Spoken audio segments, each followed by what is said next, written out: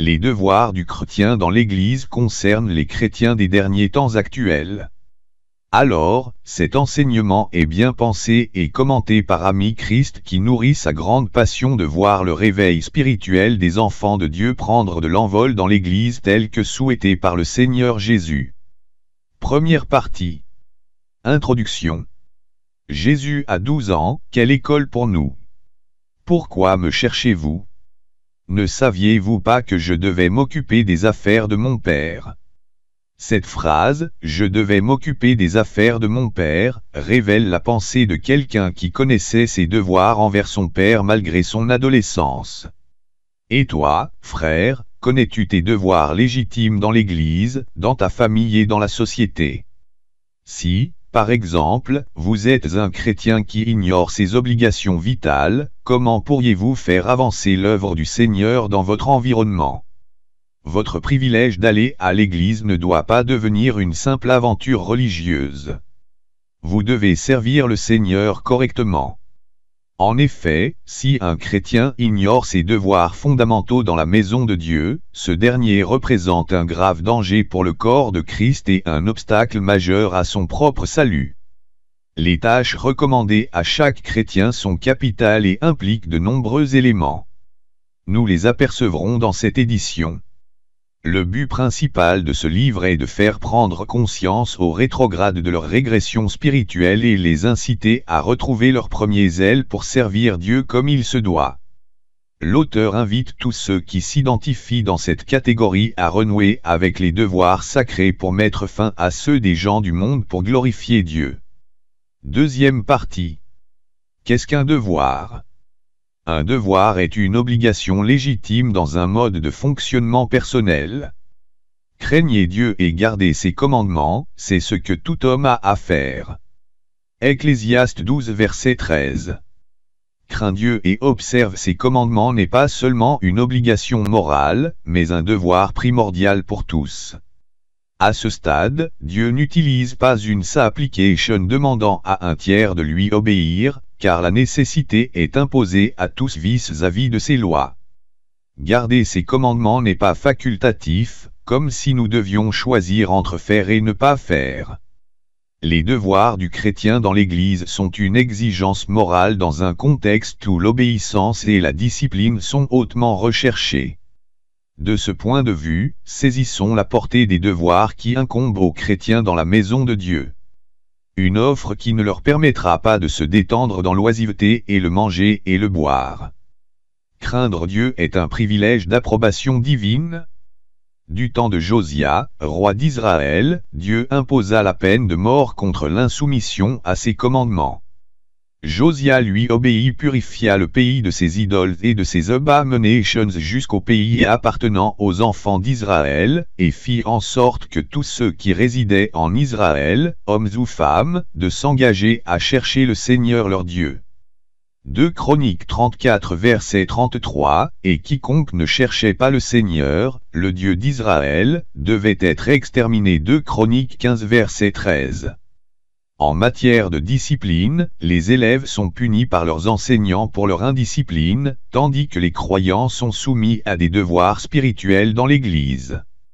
Si les enseignants peuvent parfois blâmer leur sujet peu concluant, combien moins le Seigneur blâmerait-il plus sévèrement les infidèles de son peuple? La grande difficulté ici est que la définition de nos devoirs chrétiens est mal perçue pour la plupart. Une cause généralisée de paresse et de l'absence d'éclat dans le ministère parce que la tendance veut croire que l'observation des commandements de Dieu est sans importance. Or, ce n'est pas en vain que Dieu nous en appelle à son service. Ces commandements ne sont pas pénibles pour quiconque est né de lui. Pour cette raison, chaque croyant est tenu de prendre un engagement en prêtant allégeance à Dieu jusqu'à la mort. Sur la base de cet engagement de marcher selon sa parole, Jésus répondant à ses parents était rassurant et aussi formel, ne fallait-il pas que je m'en occupe des affaires de mon Père? Troisième partie. Jésus à l'âge de 12 ans, quelle école pour nous? Pourquoi me cherchiez-vous? Ne saviez-vous pas que je devais m'occuper des affaires de mon Père? Mais ils ne comprirent pas ce qu'il leur disait. Luc 2 verset 49. Cette phrase, « Je devais m'occuper des affaires de mon père », révèle la prise de conscience de quelqu'un envers ses devoirs tiers. Cette conscience professionnelle fait terriblement défaut de nos jours aux nombreux chrétiens. Ils s'en vont à l'église pour remplir les simples formalités de présence et rien ne les engage dans le service de Dieu. Jésus jouissait d'une sagesse et d'une dévotion éclatantes pour l'œuvre de son Père. Autant, l'avouer, Jésus surpassait les chefs religieux de son temps en consécration et en spiritualité. Ses obligations missionnaires étaient bien définies en sorte qu'il n'aurait jamais souhaité attendre l'âge de 40 ans pour commencer à s'occuper de ses devoirs. Les principaux chefs du peuple juif les avaient négligés pour préserver leurs propres intérêts. Pour plus de clarté, les devoirs souverains de Jésus gravitaient autour de 3 grandes articulations, 1. Annoncer l'évangile aux pauvres. 2. Chercher et sauver ceux qui étaient perdus. 3. Mourir sur la croix pour réunir les enfants de Dieu dispersés en un seul corps. Il y a des inutilités lourdes de conséquences qui fragilisent la consécration chrétienne qu'on ne peut mesurer. Dans cet ordre, notons les titres honorifiques, les vaines gloires, l'élévation, et l'amour du gain. De nombreux sacrificateurs en étaient victimes de ces abus et affichaient un ministère sans succès et sans éclat. Mais Jésus, malgré son statut jeune, résolut de ne pas succomber à ces comportements irresponsables. Ses propres frères essayaient de l'établir roi au risque de le déchoir de ses préférences. De même, Satan résolut de le faire échouer après ses 40 jours de jeûne. Fort heureusement, le Fils de Dieu jouissait des appuis de son Père. Prendre soin de ce devoir est plus que les titres et les honneurs dans la maison du Père. Il est temps que les chrétiens le comprennent pour arrêter toute recherche de positionnement dans la maison de Dieu. Nécessairement, cette appréciation éloignera la sorcellerie des milieux chrétiens. Amen. Il ne faut pas attendre le rang d'ancien établi avant de vous en occuper de vos devoirs. Chaque fois, si vous devriez attendre l'appréciation des hommes avant de vous lancer dans vos devoirs, assurez-vous que vous ne ferez jamais la volonté de Dieu. En fait, nous pouvons remplir efficacement nos devoirs souverains sans jouir d'aucun des privilèges évoqués, sans être ordonnés, consacrés ou établis comme anciens ou pasteurs, et même sans être compris par des frères et sœurs. Aucun de ces prétextes ne peut être suffisant pour justifier nos défaillances. Par ailleurs, notons que les titres et nominations n'ont rien à voir avec ce que Dieu attend de chacun sur le terrain. Nos titres et privilèges ne doivent pas entraîner notre perte absolue. Ce sont des facteurs aveuglants et dépendants pour les friands. Il faut se rappeler en plus que les titres ne sont pas mauvais en soi, mais plutôt l'idolâtrie qui en résulte. Un serviteur de Dieu ne doit pas être manipulé par ses parents charnels, spirituels et même institutionnels. Rien de ce qui est illustré ici ne doit vous empêcher de respecter vos obligations. Sinon, nous ne pourrons jouer que des derniers rôles dans l'Église et agir sous pression, peu importe que vous soyez d'accord ou non. Quant à Jésus, il n'a pas attendu les avis humains pour remplir ses devoirs. L'encadrement familial qu'il jouissait auprès de Joseph et Marie était sans cesse intimidant à bord d'un navire de contraintes et de restrictions, ne touche pas, ne sors pas d'ici sans permission, ou bien, attends un instant, fais attention car tu risques tomber, car tu es encore un enfant, un nouveau converti, ton père et moi sommes inquiets, comment es-tu sorti sans notre permission ? Nous nous demandions vraiment combien de temps aurait-il fallu au Sauveur de l'humanité de demeurer un bébé manipulable et contrôlable. Arrêtez de me chercher, répliqua Jésus. L'enfant Jésus, dans sa première sortie, parvint à se dissocier de l'influence de ses parents à différents niveaux en prenant ses propres risques pour entreprendre les affaires de son père et remercia ses tuteurs et leur dira que ça suffit, ne vous inquiétez plus pour moi. Arrêtez de me chercher par-ci et là. Mon statut et mon adresse ont changé. Arrêtez de m'offrir des cadeaux de titres, des honneurs et de la nourriture. Arrêtez de me chercher chez des connaissances et dans des synagogues, dans les bars et les clubs. Il est temps de m'en occuper des affaires sérieuses de mon père. Après 3 jours de marche, ses parents le trouvèrent au temple, enseignant et entretenant avec les docteurs de la loi. Jésus fut alors retrouvé au bon endroit et nous comprendrons qu'un vrai chrétien doit éviter d'être vulgaire pour conserver sa dignité dans son environnement. Les déplacements d'un serviteur de Dieu doivent être contrôlés et régulés par l'Esprit de Dieu. S'il ne se trouve pas à la maison, il est au travail ou à l'église ou bien auprès de nouveaux convertis. Il n'était pas digne qu'un vrai chrétien soit vulgaire dans des endroits douteux. 2. S'appliquer aux devoirs chrétiens. La Bible montre que les parents de Jésus n'ont pas compris le sens de sa réponse. Luc 2 verset 49. De même, il en sera toujours difficile aux charnels de l'Église de comprendre les hommes spirituels. L'essentiel est que Dieu comprenne votre vision et ne pas continuer à souffrir des lenteurs de compréhension des charnels. Qui sait s'ils te feront obstacle ou pas? Nos proches et nos confidents ignorent ta relation personnelle avec Dieu. Non, ne perdez pas votre temps avec les Joseph et les Marie de l'Église. Le temps presse tel que les nations seront bientôt confrontées à la colère de Dieu. Le Seigneur a dit, tandis qu'il fait jour, il faut que je fasse les œuvres de celui qui m'a envoyé, la nuit vient où personne ne peut travailler, Jean 9 verset 4. Pendant ce temps, les pharisiens jugeaient et condamnaient Jésus en disant qu'il est présomptueux et un blasphémateur, pire encore, ils affirmaient que c'est par Béelzébul qu'il chasse les démons. Nous devons nous appliquer à s'acquitter de nos devoirs alors que nous sommes encore jeunes de 12, 20, 40 ans, etc. avant que les jours mauvais arrivent, 75 à 90 ans, dans un contexte où nous ne pourrons plus travailler efficacement, que celui qui a des oreilles pour entendre entende. Bientôt, toutes sortes de nuits émergeront avec toutes sortes de complexités, c'est-à-dire la nuit du vieillissement, la nuit du jugement et la nuit de la colère de Dieu, où personne ne pourra racheter les occasions manquées de faire ses devoirs. D'où l'invitation de l'apôtre Paul, à racheter le temps, car les jours sont mauvais, Éphésiens 5 verset 16. 3. Gare au manque d'initiative. Les vieux chrétiens de plus de 40 ans de foi n'ont jamais imité le modèle de Jésus de 12 ans, promouvant leur titre de doyen mais, sans faire prévaloir de bonnes initiatives pour prospérer l'œuvre du Seigneur. Mais, craintifs et réservés, ils ne font pas leur devoir. Ces hauts dirigeants sont eux-mêmes pauvres en initiative, d'autant plus que les affaires de Dieu ne les préoccupent pas. Ne vous fiez pas à leurs apparences et à leurs ressources matérielles. Ce sont des ennemis du sacrifice qui n'attendent que des ordres pour les exécuter en chuchotant. Que Dieu nous aide à changer à imiter Jésus à l'âge de 12 ans pour prospérer dans la prise de bonnes initiatives dans l'Église. Amen. 5. Vous devez avoir une vision pour votre Église. Nous devons une vision dans l'Église et envisager de bonnes perspectives.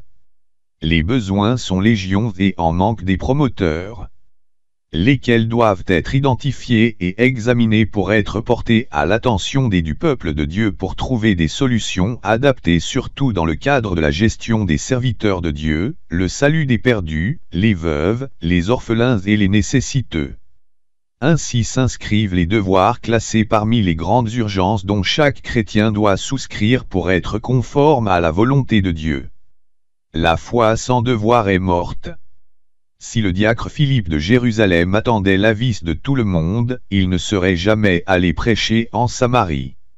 Mais animé du désir d'accomplir son devoir d'évangéliser, il se hâta de partir en Samarie sans consulter la chair et le sang.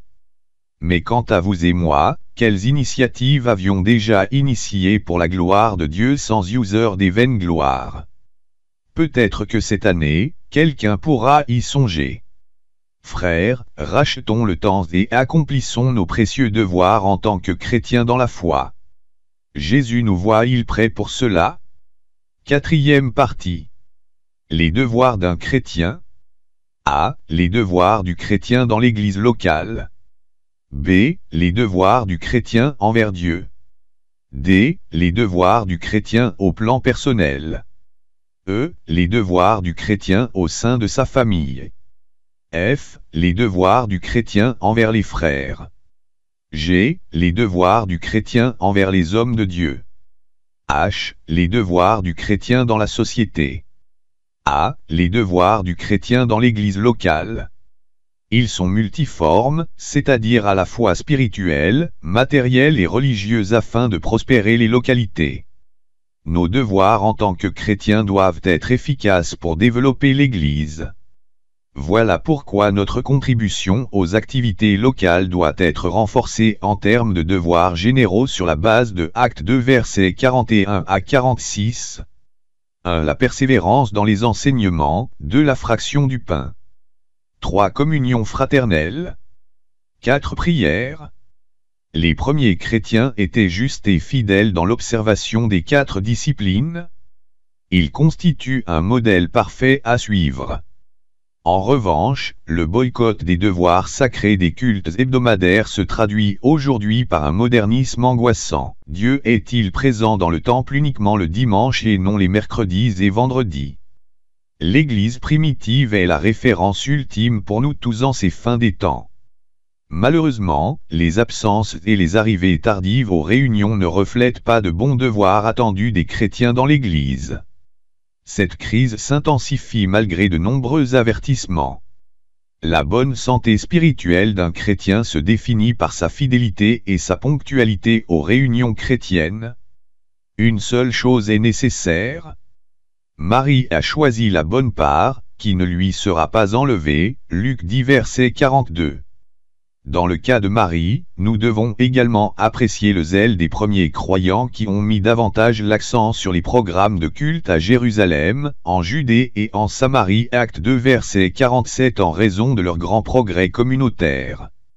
Une fois réunis, leur devoir était de louer et glorifier Dieu, de prier, payer la dîme et collecter les fonds pour aider les veuves, les orphelins et les nécessiteux, etc. Donner la priorité au programme chrétien.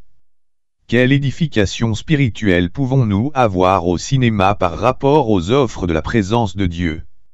Les absences au culte sont l'une des grandes crises de l'heure. Un phénomène qui ne peut servir de modèle aux générations qui nous succéderont. Les chrétiens évitent les représailles de leur famille s'ils n'assistent pas aux funérailles. Voyons comment le deuil rend les chrétiens infidèles à Dieu. Les gens honorent les morts plus que Dieu et sont prêts à investir en faveur de ceux qui s'en vont brûler en enfer sans le savoir. C'est vraiment curieux d'entendre ça. Certaines personnes ne craignent pas de répondre à un appel téléphonique pendant le culte et de rentrer chez elles avant la fin du service.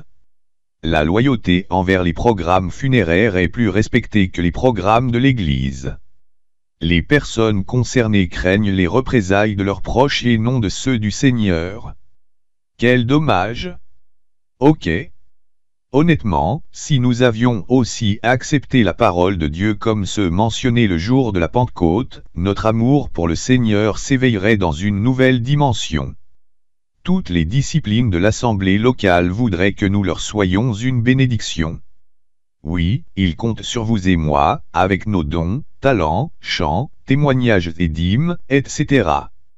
Ainsi, la foi sincère et l'amour entre frères et sœurs sont renforcés par la richesse de ces échanges. Leur présence à la réunion est suffisante pour élever le niveau de foi des faibles dans la maison de Dieu. Inversement, un habillement scandaleux pourrait aussi affaiblir la foi d'un chrétien mature sans s'en rendre compte. Si, par exemple, certains membres de la communauté ont l'air sexy, avec des décolletés ou des mini-jupes dans l'église, voyez-vous quel tort cela causerait. Sachons qu'en Christ, nous sommes un seul corps et notre devoir est de nous édifier mutuellement et non de nous détruire les uns les autres. L'édification mutuelle est également une obligation chrétienne en raison de la chaleur recherchée dans la communion fraternelle. Les devoirs communs. Ces devoirs comprennent 4 disciplines essentielles pour qu'un chrétien soit équilibré et croisse dans la grâce de Dieu. Il doit nécessairement se concentrer sur les 4 piliers suivants, A. L'enseignement des apôtres, B. Communion fraternelle, C. La fraction du pain, D. Et les prières. Aucun pasteur ne peut être fier de prêcher ou d'enseigner dans un désert, sur des bancs vides au cas où les chrétiens ne participeraient pas aux enseignements quotidiens. Les frères Thomas ne seront jamais un encouragement, encore moins une bénédiction pour les frères et sœurs pour leurs absences aux offices et pour leur incrédulité. Nous devons redonner de la valeur à nos rencontres par une fidélité et une ponctualité sans cesse renouvelées. L'Église est une maison de pain et de partage pour ses participants appelés à bénéficier des différents dons de l'Esprit et de la parole qui vient des ointes de Dieu. Les prières de la foi dégagent les maladies et les malédictions. Cela ne se voit nulle part ailleurs dans les religions. L'Église n'a pas vocation de devenir un centre d'affaires commercial, ni même un temple occulte. Mais, c'est la maison de Dieu par Jésus-Christ. Veuillez trouver votre compte et votre contentement absolu dans une telle dimension avec une hospitalité et une joie abondantes. C'est le seul endroit sur terre où Christ a dit, « Me voici, moi et les enfants que Dieu m'a donnés, à cause de diverses manifestations de sa présence. » Les autres disciples lui dirent, « Nous avons vu le Seigneur. » Mais il leur dit, « Si je ne vois pas la marque de ses clous sur sa main, je ne le croirai pas. » Jean 20 verset 25. Conclusion. Chers auditeurs, nous vous remercions pour votre très aimable écoute de cet enseignement et prions Dieu de vous bénir très richement pour sa gloire. Amen. Ami Christ, un partenaire confidentiel.